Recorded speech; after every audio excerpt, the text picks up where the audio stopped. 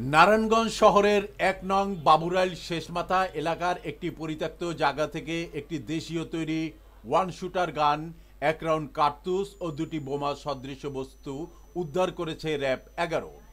শনিবার রাতে বাদল মিয়ার বাড়ির পাশে পরিত্যক্ত জায়গা থেকে উদ্ধার করা হয়।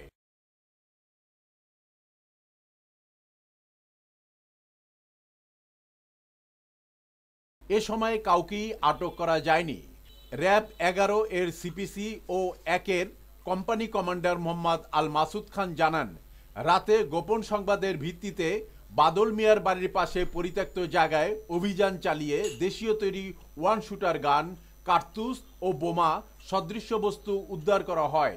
বোমা সদৃশ বস্তুটি উদ্ধারের জন্য র্যাবের বোম ডিসপোজাল ইউনিটকে খবর দেওয়া হয়েছে।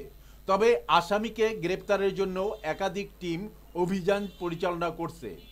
খবর সংগ্রহে শাহাবুদ্দিন, অগ্নি টেলিভিশন।